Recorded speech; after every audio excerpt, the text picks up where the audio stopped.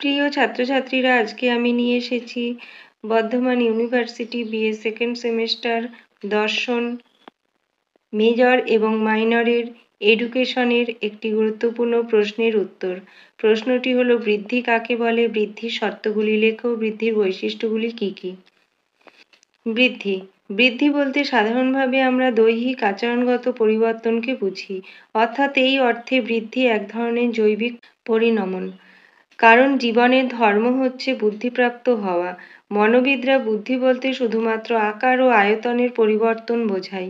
আবার এই বৃদ্ধির ফলে মানুষের শারীরিক ও মানসিক পরিবর্তন ঘটে, যদিও এই পরিবর্তন ঘটে প্রাণীর আপন বৈশিষ্ট্যের দ্বারা, যা প্রাণী পেয়ে থাকে নিজের পূর্বপুরুষদের কাছ থেকে। সুতরাং বৃদ্ধি বলতে বোঝায় বিকাশের ক্ষমতা। অতএব বৃদ্ধি হলো একটি সুনির্দিষ্ট লক্ষ্যের পথে শিশু বিকশিত হওয়ার প্রতিক্রিয়া, আর এই নির্দিষ্ট লক্ষ্যে এগিয়ে যাওয়ার জন্যই শিশুর সম্মিলিত প্রচেষ্টা হলো বৃদ্ধি। বৃদ্ধির শর্ত। বৃদ্ধির কতগুলি শর্ত আছে, সেগুলি হলো: শিশু অপরিণত অবস্থায় থাকে বলেই সে বিকশিত হতে পারে। পূর্ব অভিজ্ঞতার ভিত্তিতে পরিবর্তিত পরিবেশে নিজস্ব আচরণধারা পরিবর্তিত করার প্রক্রিয়া।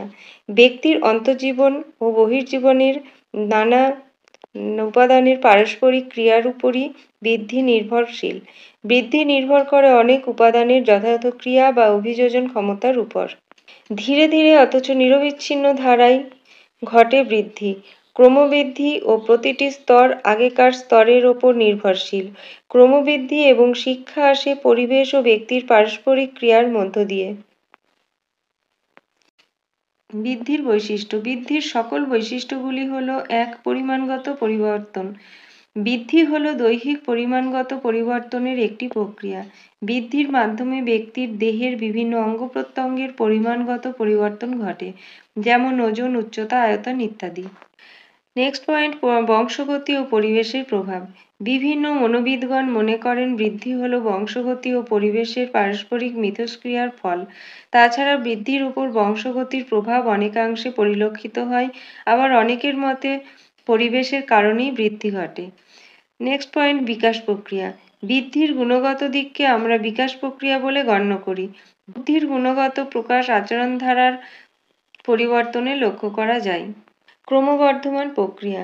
বৃদ্ধির ফলে যে গুণগত ও পরিমাণগত পরিবর্তন ঘটে, সেই পরিবর্তনের পর্যায়গুলি কখনো এলোমেলোভাবে সম্পাদিত হয় না, ক্রম উন্নয়নশীল পরিবর্তনের মাধ্যমে সংগঠিত হয়। সুতরাং বৃদ্ধি একটি ক্রমবর্ধমান প্রক্রিয়া, যার একটি নির্দিষ্ট হার আছে এবং ক্রম আছে। পরিমাপযোগ্য। বৃদ্ধি হলো শারীরিক পরিবর্তনের প্রক্রিয়া, তাই এই পরিবর্তনের পরিমাপ করা যায়, অর্থাৎ বৃদ্ধির ফলে মানবজীবনে যে পরিবর্তন সূচিত হয় তা পরিমাপযোগ্য। যেমন মানুষের দৈহিক ওজন, উচ্চতা পরিমাপযোগ্য, যেটি বৃদ্ধির ফলে সম্পন্ন হয়। নেক্সট পয়েন্ট, নির্দিষ্ট সময়ের মধ্যে সীমাবদ্ধ। বৃদ্ধির অন্যতম বৈশিষ্ট্য হলো এটি নির্দিষ্ট সময়কেন্দ্রিক প্রক্রিয়া, অর্থাৎ নির্দিষ্ট সময়ের পর ব্যক্তির বৃদ্ধি ঘটে না। তাই বৃদ্ধি যে কোনো ব্যক্তির ক্ষেত্রে একটি নির্দিষ্ট সময়ের মধ্যেই সম্পন্ন হয়ে থাকে। নেক্সট পয়েন্ট, বৃদ্ধির সমাপ্তি ঘটে। বৃদ্ধি যেমন নির্দিষ্ট সময়ে শুরু হয়, তেমনি নির্দিষ্ট সময়ে অর্থাৎ পরিণমন পর্যায়ে এসে গেলে বৃদ্ধির সমাপ্তি ঘটে। নেক্সট পয়েন্ট, খাদ্য ও পুষ্টি নির্ভর। বৃদ্ধি খাদ্য এবং পুষ্টির ওপর নির্ভরশীল। বংশগত গুণগুলির প্রভাব বিকাশের ওপর থাকলেও উপযুক্ত খাদ্য ও পুষ্টি সঠিক বৃদ্ধির জন্য প্রয়োজন।